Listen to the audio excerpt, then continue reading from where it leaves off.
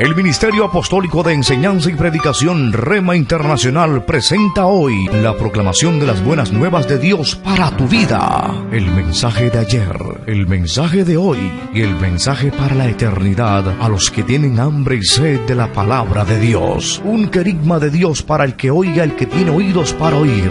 Escuche el dabar del Eterno a las naciones. Ahora es el tiempo para recibir el rema del Espíritu Santo a tu espíritu. Escuchemos con fe la memra del Señor para el alma. El quinto sello del libro del Apocalipsis. Y vamos a tomar como base el capítulo 6 del Apocalipsis. Vamos a leer los versos 9 hasta el verso 11. Mire cómo dice la palabra de Dios en estos 3 versículos acerca del cambio de escena. Ya hemos visto el rollo, vimos el cordero, hemos visto los 4 jinetes, los 4 caballos del Apocalipsis, sello 1, sello 2, el sello tercero y el sello cuarto. Hoy vamos a ver el quinto sello. Y para eso, una vez más, les reitero la cita bíblica. Apocalipsis capítulo 6, versos 9 al 11. Mire cómo dice la palabra de Dios. Cuando abrió el quinto sello, vi bajo el altar las almas de los que habían sido muertos por causa de la palabra de Dios y por el testimonio que tenían. Y clamaban a gran voz, diciendo: ¿Hasta cuándo, Señor, santo y verdadero, no juzgas y vengas nuestra sangre en los que moran en la tierra? Y se les dieron vestiduras blancas, y se les dijo que descansasen todavía un poco de tiempo, hasta que se completara el número de sus consiervos y sus hermanos, que también habían de ser muertos como ellos. Vamos a orar. Esto es palabra de Dios, y solo Él nos puede iluminar para que entendamos y nuestra vida sea transformada. En la medida en que nosotros entendemos la palabra de Dios, nuestra vida se va transformando de gloria en gloria, de triunfo en triunfo, porque vivimos conforme a la voluntad de Dios. Ayer aprendíamos la fe es obedecer la palabra de Dios. Así que hagamos esa oración tan necesaria. Padre, gracias por darnos tu palabra. Te rogamos, Dios, enséñanos. Ayúdanos a entender lo difícil de cada pasaje, a tener la paciencia necesaria para lo que no podemos entender inmediatamente. Háblanos por medio de tu Espíritu Santo. Guíanos en tu palabra, porque la suma de tu palabra es verdad. Gracias, Padre, una vez más. Gracias, enséñanos. Te lo estamos rogando, Padre, en el nombre de Cristo Jesús. Amén. La palabra de Dios es medicina para el alma. La palabra de Dios ayuda. Dice que la misma Biblia, que su mensaje llega hasta los tuétanos.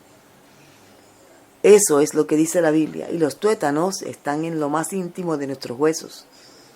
Así que imagínese el poder de la palabra de Dios desde nuestros tuétanos. En este pasaje, que hace parte del capítulo 6, hay desencadenada una serie de juicios. Una serie de juicios. Los 4 caballos que hemos visto, cada uno es un juicio. El primer caballo, que trae una paz mentirosa, una paz falsa. Una especie de mensaje del evangelio superficial y falso. Después viene el caballo rojo, que simboliza guerra.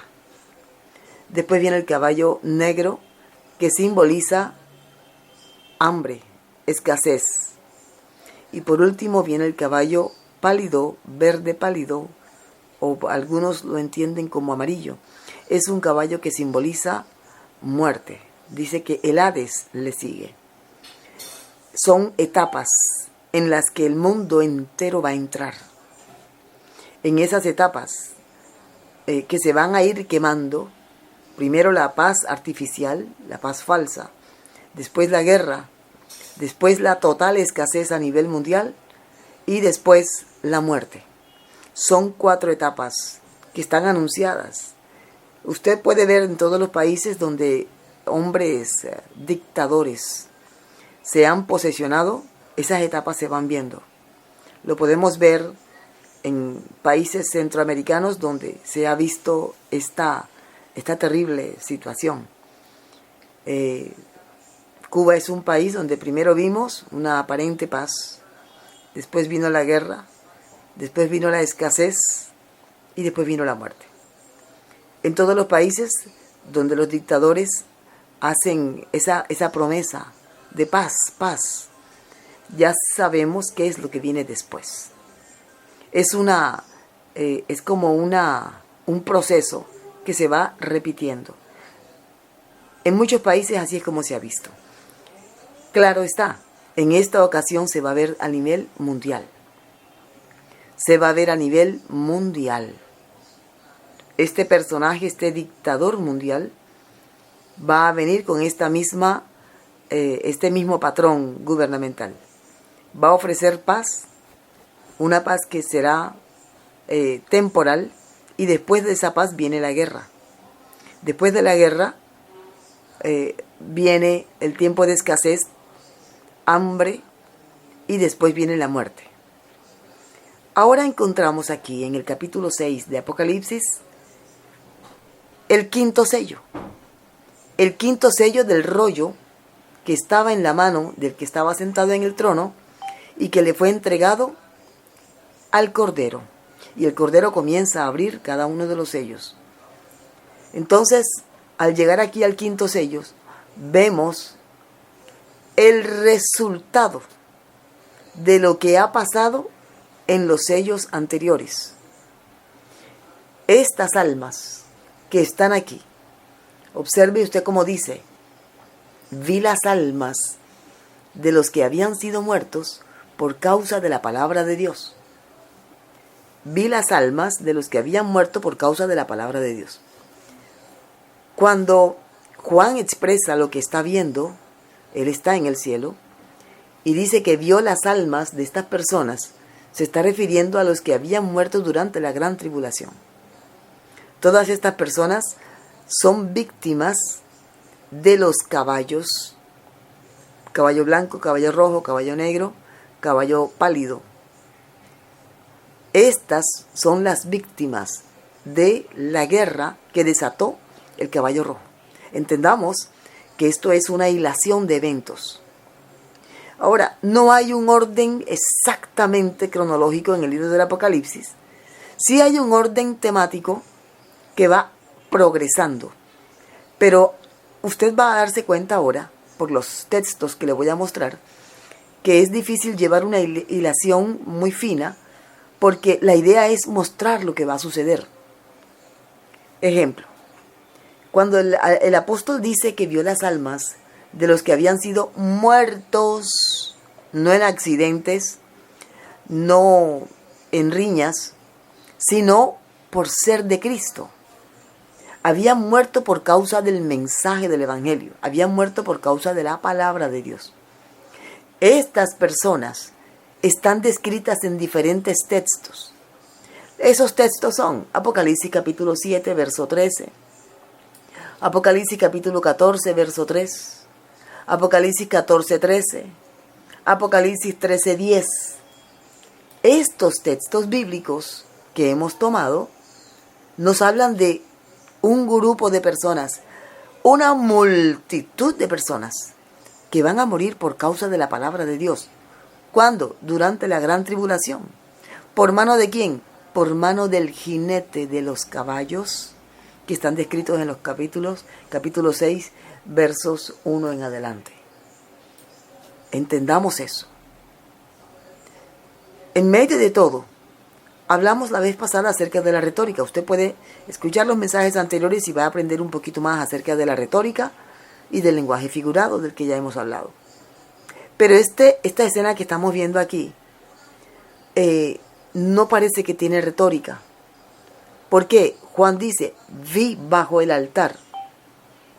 Vi bajo el altar. Ese altar está en el cielo. Es literal. Este altar, recuerde que Moisés tenía la orden de parte de Dios de hacer un tabernáculo con un altar del sacrificio, con un altar del incienso. Son dos altares, son diferentes el uno del otro. Y todo tenía que hacerlo conforme al modelo que le había sido mostrado. Este es un pasaje muy hermoso, porque el Señor le está diciendo a Moisés, Dios llevó a Moisés al cielo. Dios lo hizo, le mostró todo.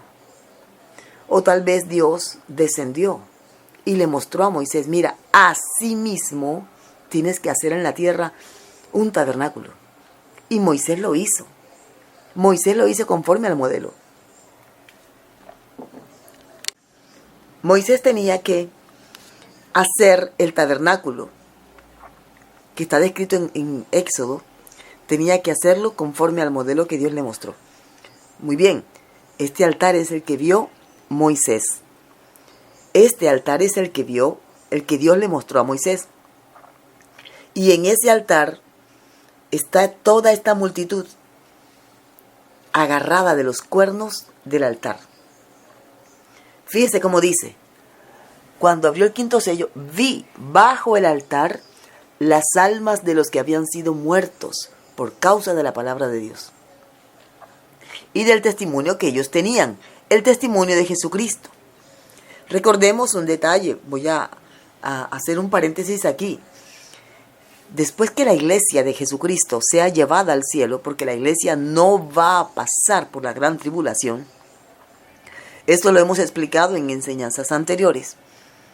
Después que eso suceda, entonces el Espíritu Santo de Dios va a tratar con el pueblo endurecido de Israel. El pueblo endurecido de Israel se va a convertir a Jesús. No todos, pero por lo menos por lo que dice Jesús, que dos estarán en una cama, uno será tomado, el otro será dejado. Eso no se refiere al arrebatamiento, se refiere a que una de esas dos personas simboliza que un 50% de Israel se va a convertir a Cristo, pero el otro 50% no. Habrá dos mujeres moliendo en un molino, la una será tomada, la otra será dejada. Eso no se está refiriendo al arrebatamiento, es el mismo caso. Y hacemos aquí analogía de la fe, es el mismo caso. En el primer caso hay dos durmiendo en una cama, es un matrimonio evidentemente. En el segundo caso es una empresa, están moliendo, una tomada, la otra dejada. Ahí en el campo también, igual, todos los espacios serán invadidos. Unos creerán en el anticristo, otros creerán en el Mesías, Jesús de Nazaret, Yeshua HaMashiach, como se le conoce en hebreo. Unos conocerán al anticristo, que es la bestia descrita en Apocalipsis 13, y creerán en él. Eso lo dice la Biblia. ¿Quién lo dice? El mismo Jesús. Pero otra parte del pueblo de Israel creerá en Jesús el Mesías.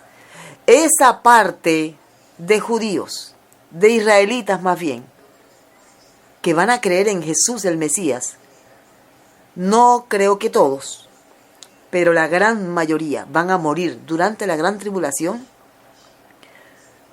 y Dios lo permitirá. Ellos van a perder la vida. Entre ellos están los dos testigos que están descritos en Apocalipsis 11. Estamos viendo profecía. Entonces, estos son detalles que están dispersos en toda la Escritura y en especial en el libro del Apocalipsis, que es nuestra base de estudio.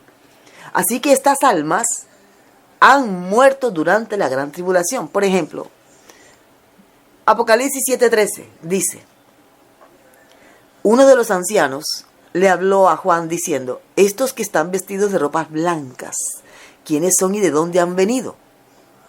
Y yo le dije, Señor, tú lo sabes. Y él me dijo, estos son los que han salido de la gran tribulación y han lavado sus ropas y las han emblanquecido en la sangre del Cordero. Este pasaje hay que enlazarlo con el que estamos viendo de las almas debajo del altar. Estas almas murieron durante la gran tribulación. ¿Quién las mató? El anticristo. ¿Por qué las mató? Porque ellos creyeron en el sacrificio de Jesús, creyeron en el Cordero de Dios, se convirtieron a Cristo, son de Cristo, son de Yeshua HaMashiach. Ellos van a reconocer a Jesús el Mesías. Eso todavía no ha pasado, pero eso va a suceder. Eso va a pasar. Después que la iglesia sea arrebatada de esta tierra, Israel, el Israel geográfico, el de raza, muchos, la mayoría se van a convertir a Cristo. Y muchos van a ser muertos por causa del mensaje de Jesús. Entonces, esa gran multitud bajo el altar son estos mismos. Ahora, adelantándome un poquito aquí dice, clamaban a gran voz. Y después dice que se les dieron vestiduras blancas y se les pidió que tuvieran un tiempo de reposo.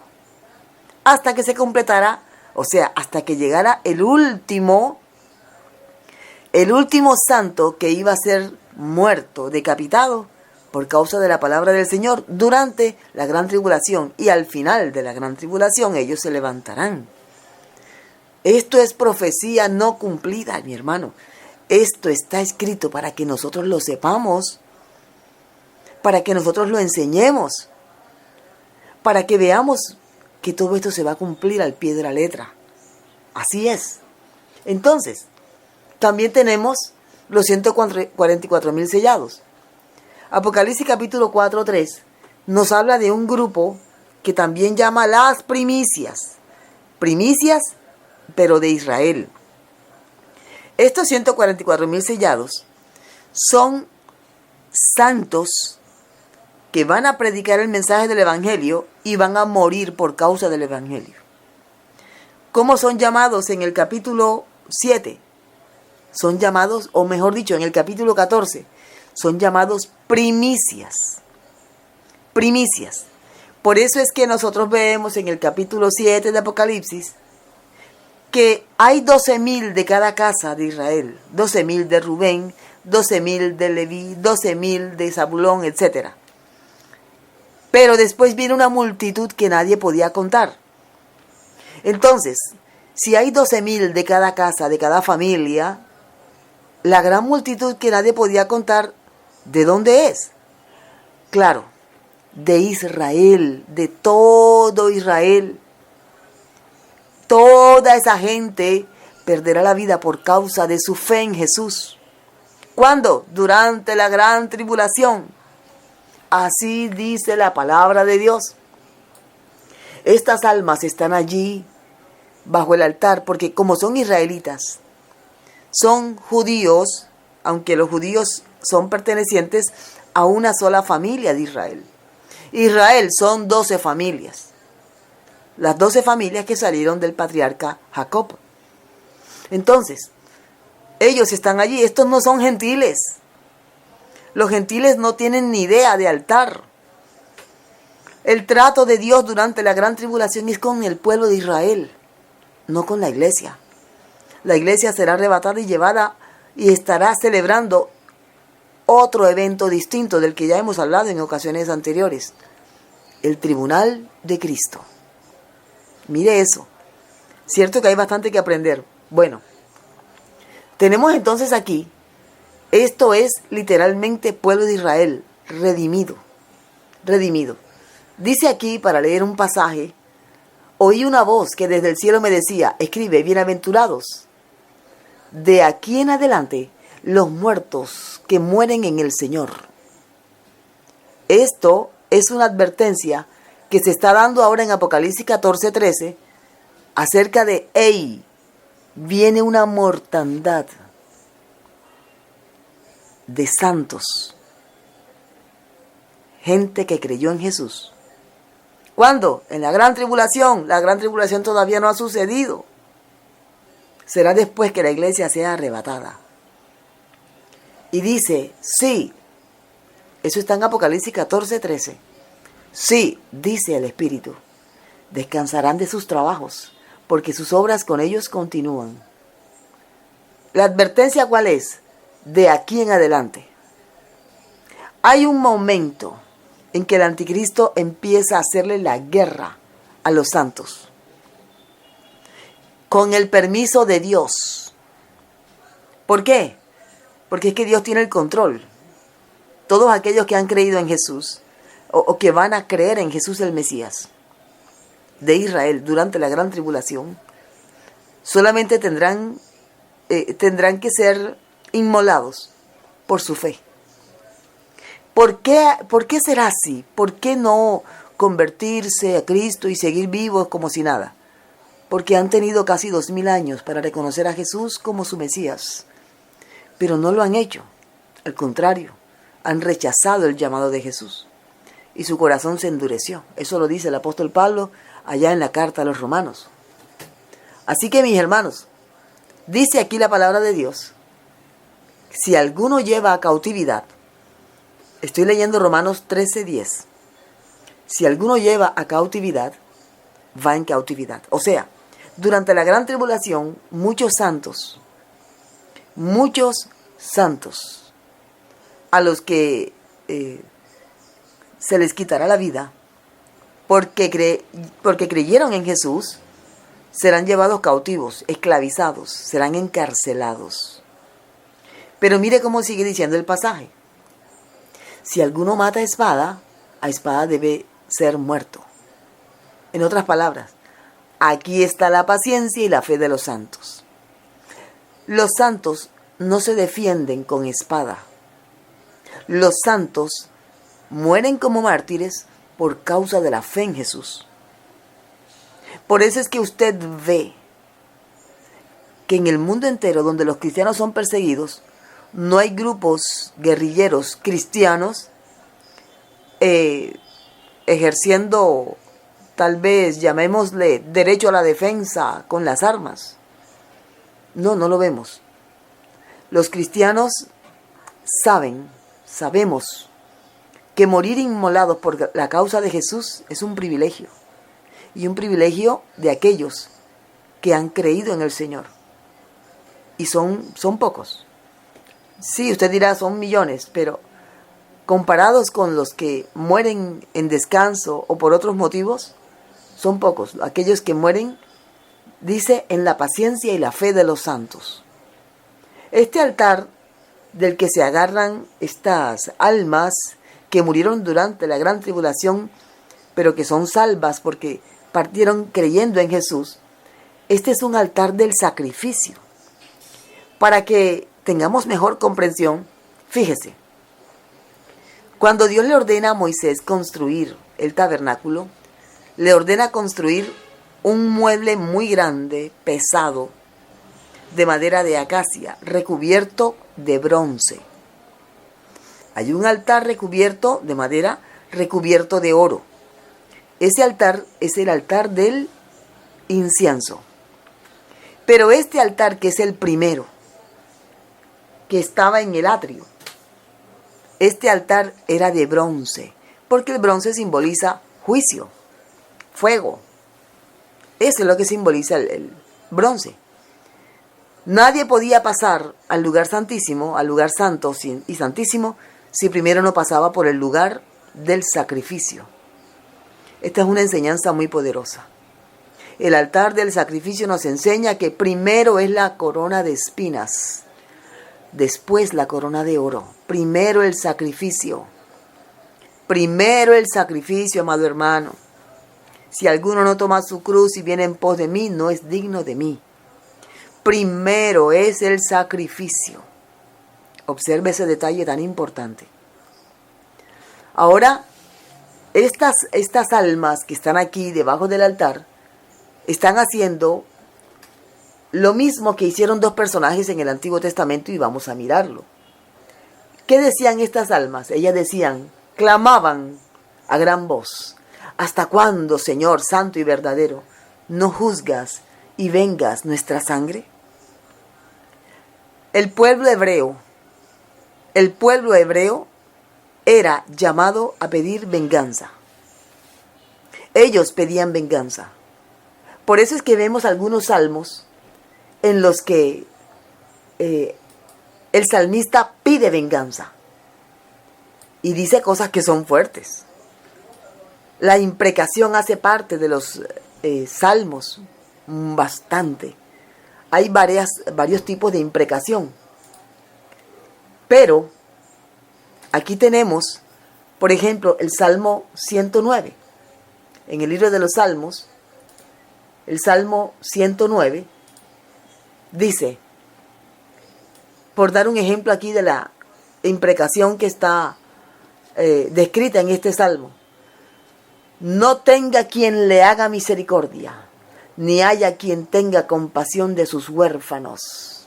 Su posteridad sea destruida, en la segunda generación sea borrado su nombre. Mire, estos son maldiciones terribles.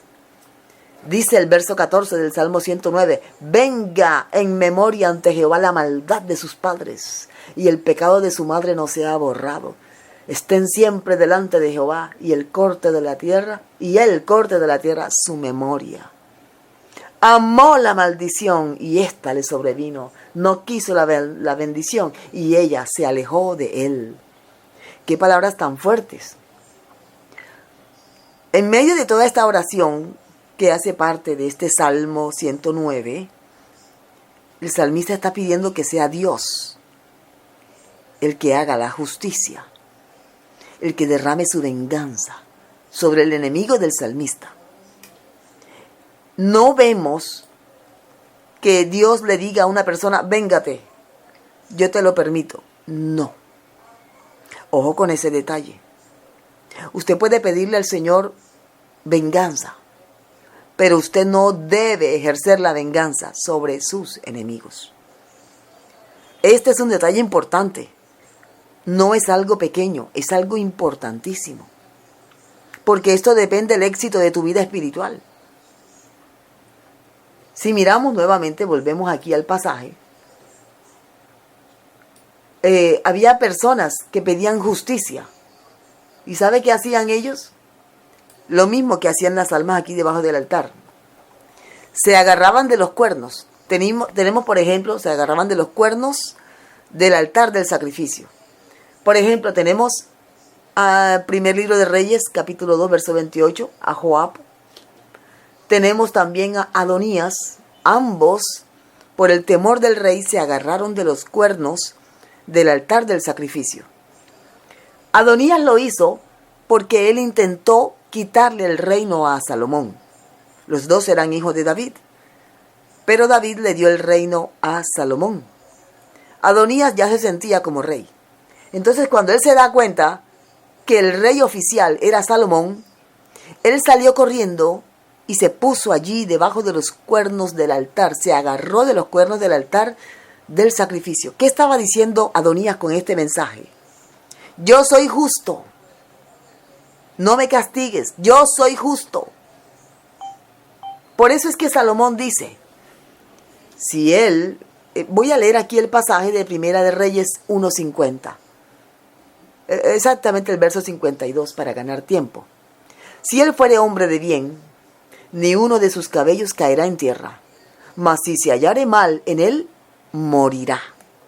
Bueno, la historia nos cuenta que Adonías abusó de la compasión que le tuvo su hermano Salomón. Pidió a una mujer que había sido parte del harén del rey David. La pidió como esposa, usando como medio a la mamá de Salomón, Betsabé. Cuando Salomón se da cuenta que su hermano todavía estaba insistiendo, lo mandó a desvivirlo, vamos a decir así para no decir tanto la palabra, esa palabra que en algunos lugares pues la vetan. Así que él fue uno, pero bueno, ya en la segunda ocasión él no hizo esto de agarrarse de los cuernos del altar, sino que le quitaron la vida en otra parte. El otro fue Joab. Joab hizo parte del motín que había levantado Adonías. Pero en esta ocasión, el rey Salomón sí dio la orden, por cierto fue a Benaía, sí dio la orden de que le quitaran la vida allí, agarrado de los cuernos del altar del sacrificio. Básicamente, ¿qué estaba diciendo Joab? Yo soy justo.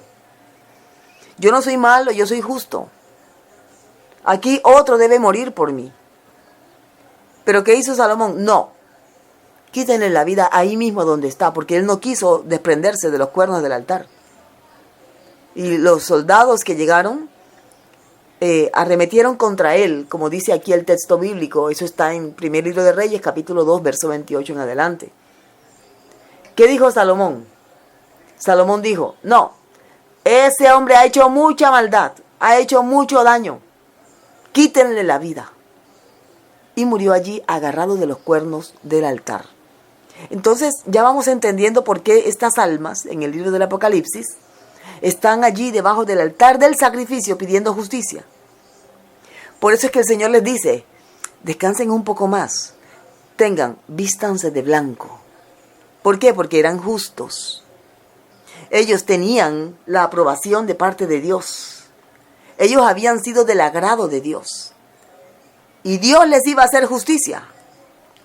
Dios haría que quien les había quitado la vida aquí en la tierra, pagara. ¿Quién es el que hace entonces justicia? Dios, mi hermano, Dios. Ojo, Dios es justo. Dios es justo hacia la derecha y Dios es justo hacia la izquierda. Hay gente que anda pidiendo justicia, pero si Dios hiciera justicia, les volaría la cabeza. Sé que es un comentario fuerte, pero la idea es que Dios es justo. Y pedir justicia requiere también ser justo. Con respecto a la venganza, bueno, la Biblia dice que Dios es el Dios de las venganzas. Es Dios. Nadie tiene derecho a ejercer la venganza. Fíjese, dice aquí la palabra de Dios, hablando acerca de la venganza. Salmo 94:1. Jehová, Dios de las venganzas, muéstrate. ¿Quién es el Dios de la venganza? Nuestro Dios, el Dios de Abraham, de Isaac y de Jacob. No hagas venganza por tu propia mano. Deja que Dios actúe. Tienes que ser justo, obviamente, para eso. ¿Justo qué quiere decir? Tienes que haber creído en Jesús como tu Señor y Salvador. Porque Él es el que tomó el lugar tuyo en la cruz, en el sacrificio. Podríamos decir en forma espiritual, puedes agarrarte de los cuernos del altar. Porque ya alguien murió en tu lugar. Y pedir justicia. Pedir venganza. Dice también el Salmo 18:47. El Dios que venga mis agravios. Dice aquí, y somete pueblos debajo de mí. Nosotros le pediremos a Dios que haga venganza, pero no la ejerceremos. Nosotros oramos a Dios. Y eso, permítame mostrarle un mejor camino. La Biblia dice, si tu enemigo te hace daño, no devuelvas mal por mal, más bien devuélvele bien por mal, dice el Señor. ¿Tiene hambre? Dale de comer. ¿Tiene sed? Dale de beber. Pues haciendo esto, ascuas de fuego amontonará sobre su cabeza. Eso lo dice el apóstol Pablo allá en la carta a los Romanos, capítulo 12, verso 20. Te maldijo, bendícelo. Te esquivó el saludo, búscale el saludo. Puedes vengarte haciéndoles bien, obséquiales detalles. ¿Por qué? Porque cuando tú te vengas de esta manera, fíjese cómo le llamo yo, la venganza cristiana. Le llamo la venganza cristiana porque es que el cristiano no le hace mal a quien le está maldiciendo. El cristiano bendice a quien le está maldiciendo. Sí estamos entendiendo el punto, ¿verdad? Elógialo. Te hizo daño, elógialo, perdónalo. ¿Qué va a pasar con una persona que después de hacerte daño se da cuenta de que tú le estás devolviendo bien? Le estás bendiciendo cuando él te maldijo. Dice la Biblia que amontonarás ascuas de fuego sobre su cabeza. ¿Eso qué quiere decir? El juicio viene de parte de Dios. Si esa persona, haciéndole tú bien, permanece en ese estado de maldad, viene juicio de parte de Dios. Y se sentirá mal, avergonzado. quedará avergonzado públicamente y tus ojos lo verán. ¿Cuál es la idea de que le hagas bien a tu enemigo? Que tu enemigo se arrepienta y en vez de ser enemigo se vuelva tu amigo.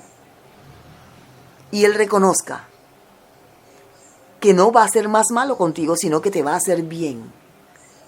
¿Cuántas personas, después de haber herido, dañado, han regresado? Reconozco que te hice daño, reconozco que te insulté, por favor, vengo a pedirte perdón, perdóname. Hice mal. No quiero tu enemistad, yo quiero tu amistad. Tú podrás perdonarme. ¿Qué hace la persona que había sido agredida primeramente? Lo ha ganado. Y le dice, claro que te perdono, venga, un abrazo. Porque es que esa es la meta en Cristo. Porque esa persona que te levantó todo un prontorio de agravios, insultos, maldiciones, esa persona puede ser salva por medio del testimonio de misericordia que tú le muestres. Esa es la idea. Porque la voluntad de Dios es que todos sean salvos. Esa es la voluntad de Dios. Entonces, si tú vienes y actúas igual que él, vienes y le maldices, y vienes y le lanzas todo tipo de improperios, estás actuando como cualquier impío. Una persona que no tiene temor de Dios. Una persona que no tiene a Dios en cuenta para resolver su situación. Lo normal o la norma en este mundo es que el que pega primero pega 2 veces. Esa es la norma en este mundo. ¿Te pegó? Pégale. Y vuelve y pega.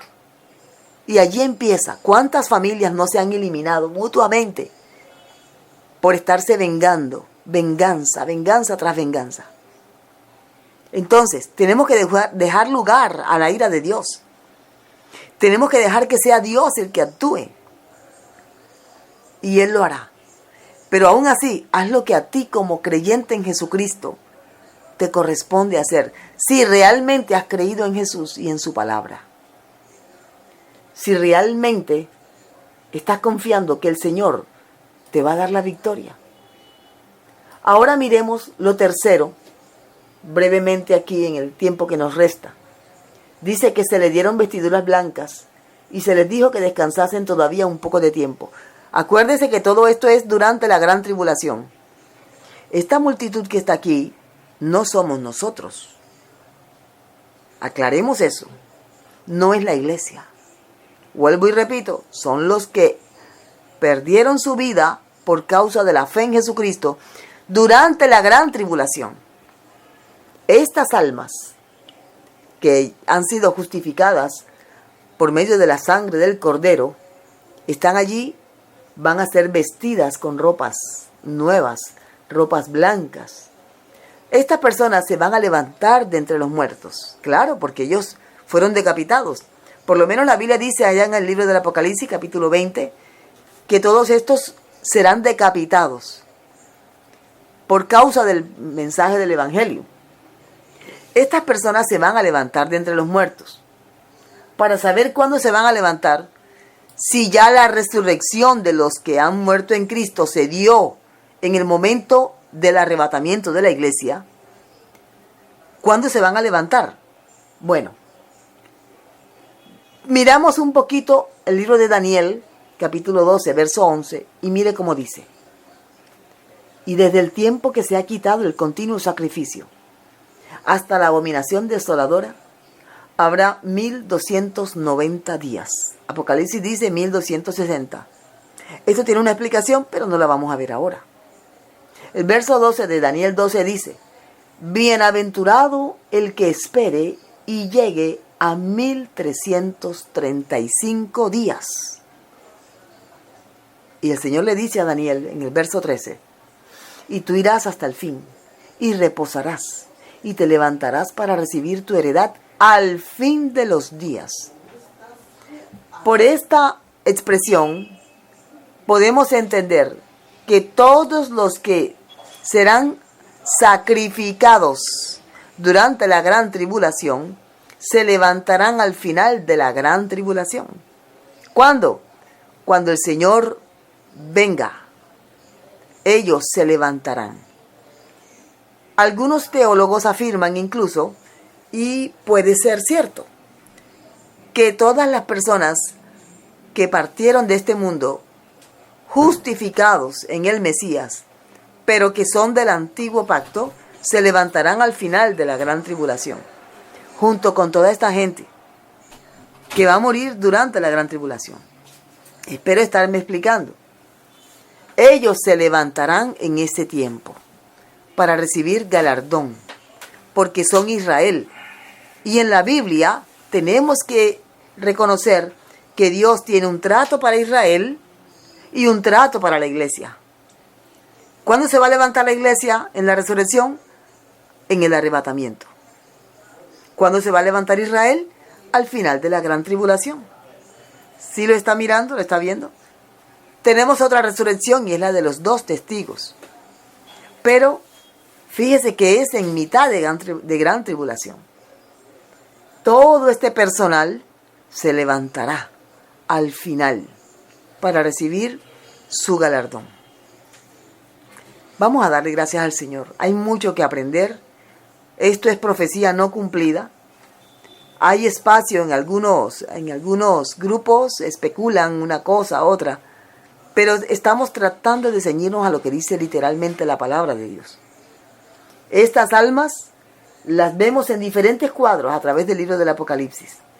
Y están allí esperando que termine la gran tribulación para entonces levantarse. ¿Qué esperan? Están esperando 2 cosas: que termine la gran tribulación y que los que no han muerto se agreguen a este gran grupo de santos allá en el cielo. Vamos a orar. La esperanza de la resurrección es una realidad que no podemos negar. La palabra de Dios lo dice.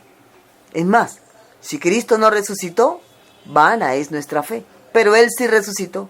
Así que por eso estamos aquí. Hagamos una oración. Padre, gracias te damos. Ayúdanos a entender la profecía bíblica, Señor.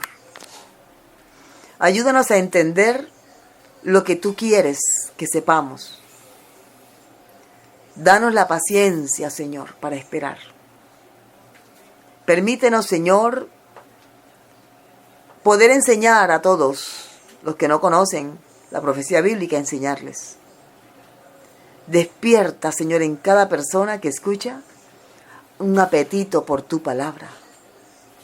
Despierta un apetito, Señor, por tu palabra, para que conozcan lo que viene a este mundo en este tiempo final. Gracias te damos, Señor. En el nombre poderoso de Cristo Jesús, nuestro Señor y Salvador, decimos amén. Amén y amén. El Ministerio Apostólico Rema Internacional pone a disposición esta predicación. Ofrecemos ministración a simposios, seminarios, campañas evangelísticas, educación globalizada sana y de carácter interdenominacional. Escríbanos a ministerioremainternacional@gmail.com o llámenos al celular 316-270-7181.